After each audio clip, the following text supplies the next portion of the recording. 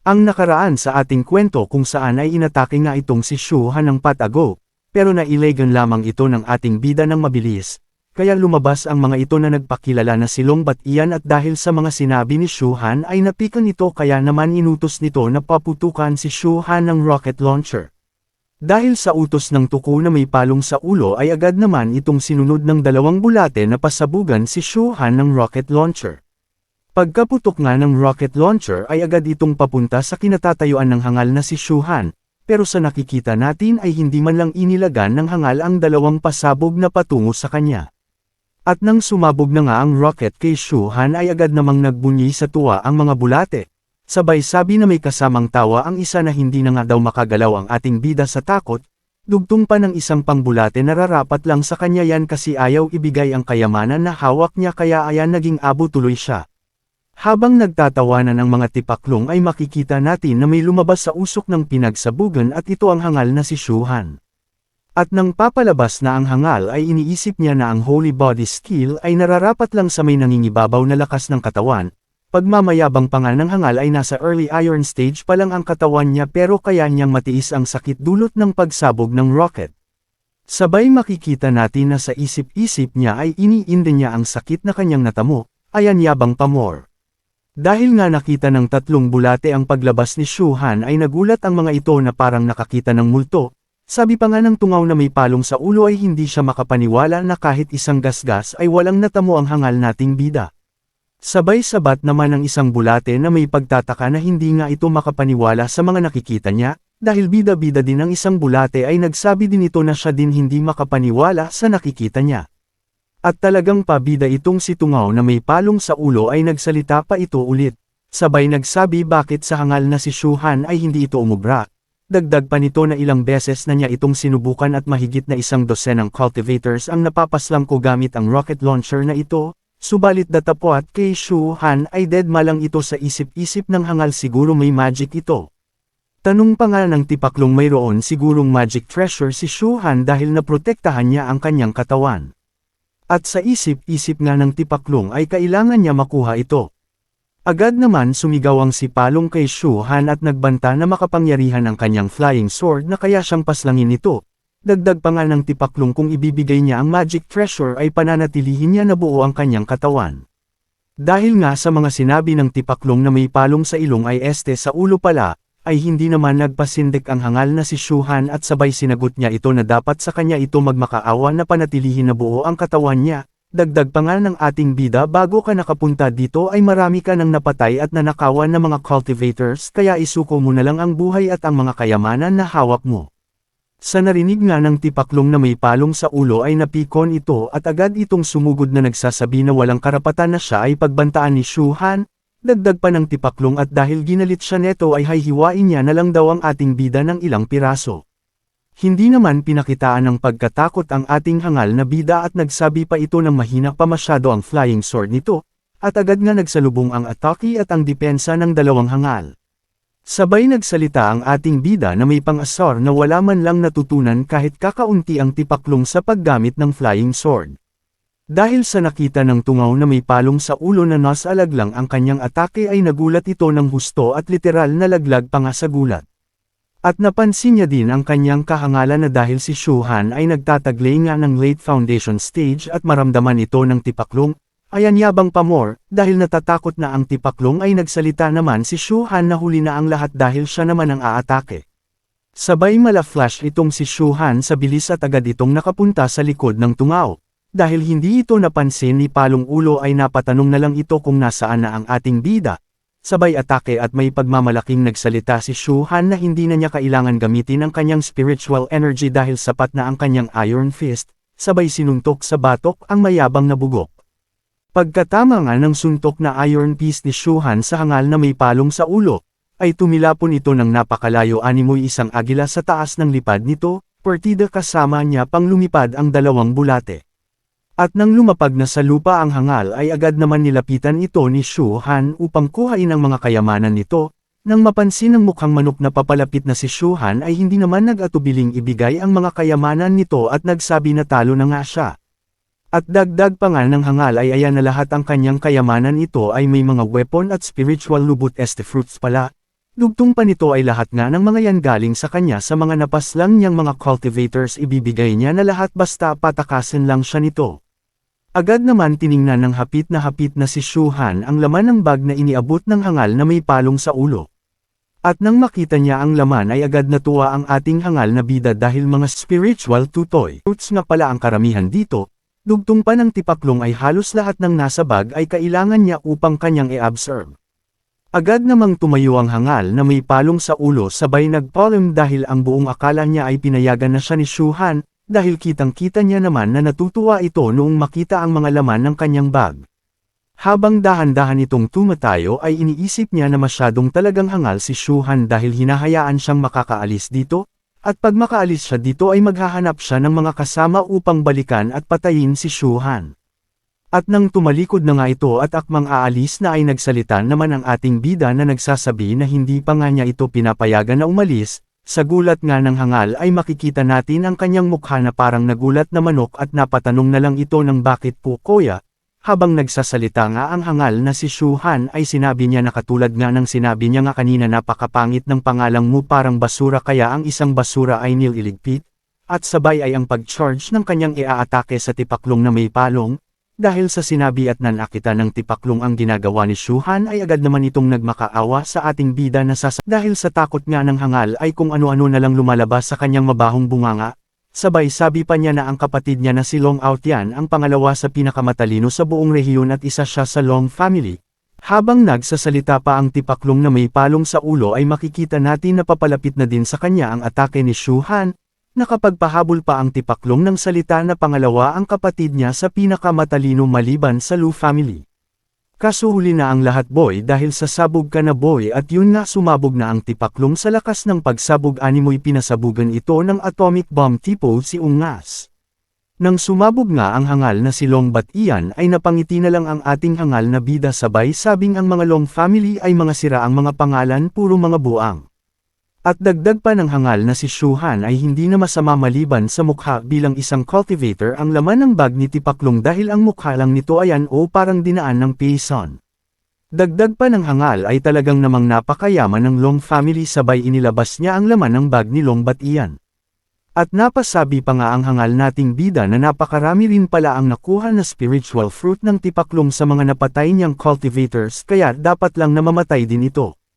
At nang may latag na nga niya ang mga laman ng bag ng tipaklong ay may napansin siyang kakaiba at tinanong ng hangal kung ano ang bagay na nakita niya, at sabay kinuha niya upang alamin kung ano ito at habang binubuksan niya ay sumagi sa isip niya baka ang bagay na ito ay ang 5-element seeds. At nang mabuksan na nga ng hangal ang bote ay agad naman may lumabas na sari-saring kulay na nanggagaling sa bote. Pagkatapos ay kanya naman itong napansin at nang makita niya ito ay kinumpirma nga ng hangal na si Shuhan na may halong saya na ito nga ang tinatawag na 5-element seeds na talagang maswerte siya, maya-maya pa ay bigla na lang nagbago ang anyo ng kapaligiran na kanyang kinatatayuan at mistulang nasa Encantadia si hangal. Dagdag pa nga ng hangal ay isa din ito sa mga kailangan upang makarating siya sa perfect foundation stage. At sa isip-isip pa niya ay talagang walang presyo ang tatapat sa mga buto na ito dahil ito'y isa sa mga napakahirap hanapin ngayon at sa nakaraan niyang buhay.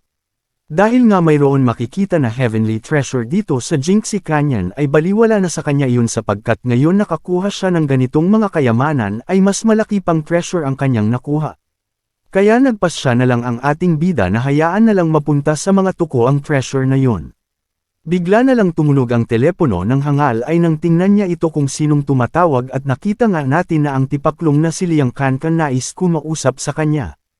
At nang sagutin niya ay bumungad sa telepono niya ang pagmumukha ng tipaklong na si Liang Kankan, sabay nagtanong ito kung nasaan na ito at ilang araw na silang hindi nagkikita.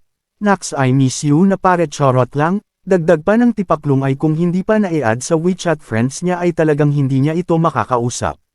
Sabay sumagot naman ang hangal na si Shuhan na nandito siya sa bundok at nag-iinsayo sabay sabing kumusta na pare I miss you to confirm charot lang mga hangal. Agad namang nagsalita si Liang Kankan na may pa-video pa ito at sabi magpunta nga daw ngayon dito sa lugar na kung tawagin ay Taihuang Peak. At sabi pa nito na dito sa lugar na ito ay mayroon pag magpapakita na isa holy treasure at lalong dumami pa ang mga cultivators na nakaabang sa nakalipas na 3 araw. Sabay pahabol pa nito na baka swertehin sila na makuha ang Holy Treasure dahil batid niya na magkakagulo mamaya kaya gagamitin nila ang advantage na yon. Akma na sanang ibababa ni Shu Han ang tawag ngunit nagpahabol pa ang tipaklong na si Liang Kankan. Agad niya naman sinabi na mayroon siyang listahan sa lahat ng mga batang cultivators. Ito ay ang cloud list, dagdag pa ng tipaklong ay kung makikita mo ang mga cultivators na nasa listahan ay maigi nang iwasan mo na lang ito dahil ang mga ito ay mababangas at makapangyarihan. Agad naman pinasa ni Liang Kankan ang listahan, dali-dali naman itong binuksan ni Shu Han upang makita ang mga nasa listahan at nakita nga dito ay si Lu Yanzi na siyang nangunguna sa listahan. Pumapangalawa ay ang kapatid ng tungaw na may palong sa ulo na si Long Aotian. Agad niya naman napansin na ang dalawang ito na nasa unahan at nasa pangalawa ay hindi matukoy ang mga level. Sa isip-isip ng hangal ay hanggat buo pa ang kanilang mga foundation kaya niya matalo lahat ng mga ito. Dagdag pa niya na sa kalagayan ng kanyang skill ay kayang-kaya niya itong talunin yung mga core foundation stage pababa. Habang papaalis na ang hangal na si Shu Han ay hindi maalis sa isip niya yung dalawang nangunguna sa listahan na sana kung magkikita-kita sila ay wag siyang bigin ng mga ito. Dagdag pa niya na antayin lang siya at siya na ang lalapit sa kanila. Sabay umalis na nga ang hangal upang puntahan si Liang Kankan. Sa lugar ng Taihuang Peak kung saan pinapupunta si Shu Han ng hangal na si Liang Kankan, dito sa bandang gitna ay makikita natin na may isang kakaibang bagay na kulay ginto na kumikinang at kung mapapansin nyo ay may kahugis itong maselang bagay. Biglang dumating na ang hangal na si Shu Han, ang bilis naman makarating ng bida natin sa Taihuang Peak iba ka talaga pagdating sa kayamanan. Nang makita nga ng hangal ang kakaibang bagay ay tiningnan niya lang ito, at halos lahat ng hangal na nandoon ay nagtataka at napapatanong na lang kung ito nga ba ang tinutukoy nilang Holy Treasure. Mapapansin natin na ito ay napakalaki at talagang alayam ashita ka dito kung tunay na ginto nga ito. Bumalik tayo sa kwento, nagsabi pa ang ibang hangal na wag na silang magpatampok-tampok pa at agad na nila itong kuhain. Sa mga narinig nga ni Shu Han ay nagtanong na lang ito kung may nakapwesto na kaya sa lalabasan ng tutoy este ng legendary weapon pala. Sa kasalukuyan ay agad namang lumapit ang mahilig sa birdie na si Lu Yanzi sabay hinimas niya ito. Ayan o diba matigas na yan kasi hinimas mo na ang gintong birdie na lumitaw dyan.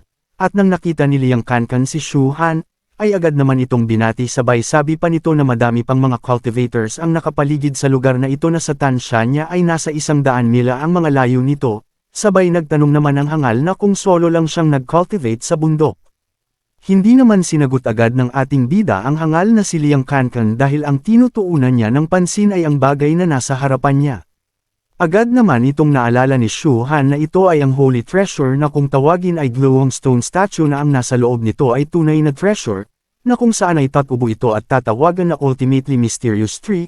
Sa isip-isip pa ng hangal sa nakaraang buhay niya ay hindi ito nagpakita sabay nagduda sa na may kakaibang nangyayari sa ngayon. Agad namang binasag ni Liang Kankan ang pagmuni-muni ni Shu Han na sinasabing ito nga ay ang glowing stone na tumubo ilang araw na ang nakalilipas. At dagdag pa ng hangal ay nasa loob neto ang tunay na treasure at dito ay napapaligiran na ng mga cultivators kung saan naruroon ang maayos na posisyon para madali nila itong makuha. Agad naman sinabi ni Liang Kankan ang mga hangal na nakaposisyon, ito nga ay ang mga nasa listahan ng cloud list. Una sa listahan ay si Lu Yanzi, ang pangwalo na si Feng Zhenting, pangtatlo si Silver Singer Mars at ang panglima sa listahan na si Ox King Hercules. Dahil sila ang cloud list ng Nandao City kaya walang naglalakas ng loob na manggulo sa kanila.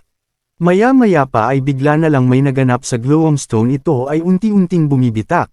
At dahil nakita ng mga hangal ang mga nangyari ay bakas sa kanilang mga pagmumukha ang pananabik na makita ang lalabas sa glowing stone. At nang tuluyang bumukas na ang glowing stone ay agad namang sabay-sabay ang mga hangal na pumupunta upang kuhain ang mga lalabas na kayamanan. Ngunit datapwat ay nakapwesto na nga ang mga hangal ng cloud list ay agad silang hamarang sa mga tungaw na gustong lumapit, dahil hapit na nga ang mga tungaw sa kayamanan ay wala na silang pakialam kung sino pa ang nakaharang sa kanilang dadaanan. Agad namang nilabanan ng mga tungaw ng isa sa mga cloud list na si Ox King Hercules at dahil nga hindi sapat ang lakas ng mga tungaw kay Ox King Hercules ay madali lang silang napabagsak nito. Sabay sumigaw na nga itong mukhang toro na si Ox King Hercules na kung sino pa ang lalapit ay kanya itong papatayin. Dahil nga nagkakagulo na ay agad namang nagsabi ang hangal na si Liang Kankan kung dapat na silang kumilos. Agad namang sinabi ni Shuhan kay Liang Kankan na dito ka lang at pupuntahan niya sa taas sabay lipad ito pataas. Pagkalapit nga ni Shuhan sa hugis tutoy ay glowing stone statue pala napansin naman ito ni Lu Yunzi kaya tinawag niya itong si Shuhan. Hindi naman pinansin ni Shuhan ang pagtawag ni Lu Yunzi sa kanya dahil sa isip-isip niya na kanina pa siya nagdududa sa malaking batuta na ito. Sa isip-isip pa ng ating bida ay may mali dito dahil hindi kayamanan ang nasa loob nito sabay sabi pa niya na ano naman ang dahilan sa likod ng may pukanan nito. Dahil hindi pinapansin ni Shuhan ang hangal na si Lu Yunzi ay nagbanta na ito na kung hindi ito agad aalis ay mapipilitin siyang labanan nito. At dagdag pa nito dahil nga sila ay mag-classmate ay pagbibigyan niya pa ito ng isang pagkakataon upang umalis. Sa mga sinabi nga ng hangal na si Lu Yunzi, ay tumingin na lang ang ating bida na may kakaibang ngiti sabay sabi na aalis na daw siya at ipagpatuloy lang nila ang pag-aaway-away at agad namang umalis si Shuhan. Nagtaka naman ang hangal na Lu Yunzi dahil hindi man lang nakipagtalo si Shuhan at agad itong sumang-ayon kaya medyo nagduda ito. Pagkababangan ng hangal ay agad namang nagreklamo si Liang Kankan kung talaga bang hindi na nila sasamantalahin ang kaguluhan upang makuha ang kayamanan. Agad naman sumagot si Shuhan kay Liang Kankan na ang malaking patutoy glowing stone statue pala ay peke, at dagdag pa nito na ang nasa loob ng statue na yan ay hindi treasure. Dahil ang nasa loob ng malaking statue na yan ay killing array na inilagay dyan ng isang tao at mamaya ay maraming mamamatay na mga tao. Dahil sa sinabi ni Shuhan ay napanganga na lang si Liang Kankan sa gulat. Napansin naman ni Lu Yunzi na talagang aalis na si Shuhan kaya inisip niya na lang na naduwag itong labanan siya at napagtanto niya na mas malakas siya kaya hindi na ito nakipagtalo pa. Habang naglalakad ang hangal na si Shuhan ay iniisip niya kung hindi iyon ang ultimately mysterious tree saan naman kaya ito magpapakita.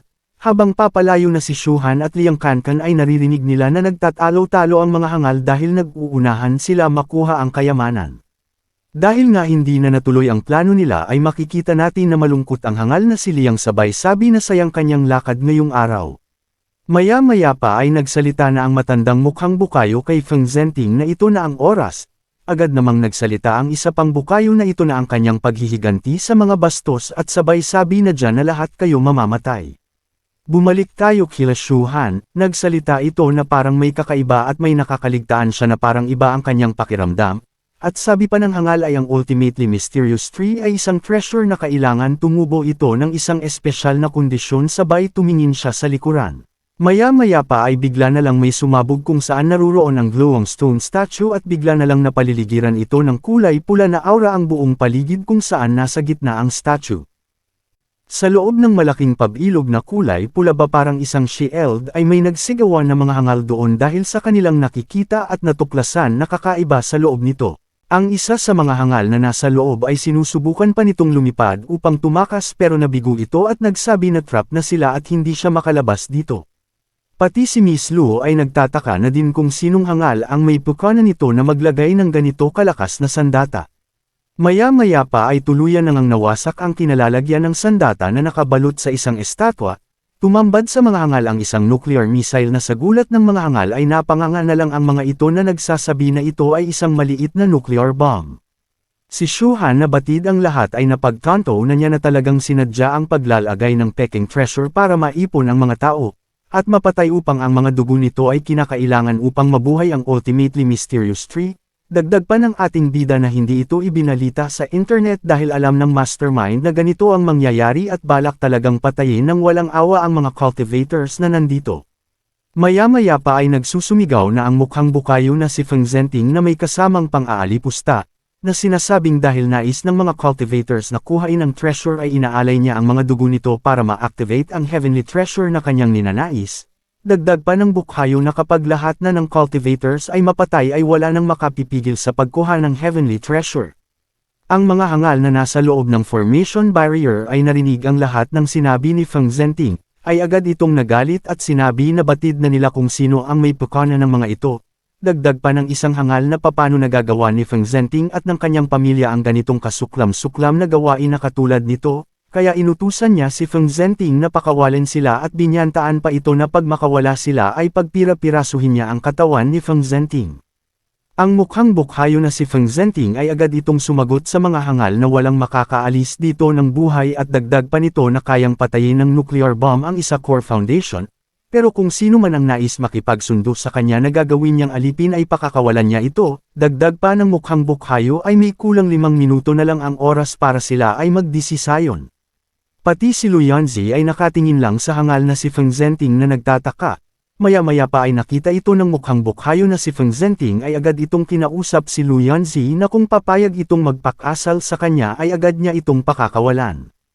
Sa mga sinabi ng mukhang bukhayo na si Feng Zhenting ay hindi naman nagpasindik si Lu Yanzi at agad nagsabi ito na hindi sa kanya uubra ang ganitong barrier trap. Maya-maya pa ay inatake na ni Lu Yanzi ang barrier gamit ang kanyang magical weapon. Ngunit sa hindi inaasahang pangyayari ay hindi ito tinablan ng kanyang atake at tumalsik ito pabalik sa kanyang kinatatayuan. Nang mapagtanto na ni Lu Yanzi na hindi gagana ang kanyang atake ay inisip nito na ang ginawa ng Feng family na trap barrier ay talagang napakatibay ng defense magic nito. Si Feng Zhenting na nakikita ang pinaggagawa ni Lu Yanzi ay muli itong nagsalita na tumigil na ito at huwag nito sayangin ang kanyang enerhiya. Si Lu Yanzi na walang pake kay Feng Zhenting ay sinusubukan niya ulit atakihin ang barrier at dito ibinuhos na niya ang lahat ng kanyang enerhiya. Dahil sa ginawa na atake ulit ni Lu Yanzi ay nagkaroon na ito ng kaunting lamat ang barrier ngunit ang kapalit naman sa kanya ay ang panghihina at bigla itong napasukan ng dugo.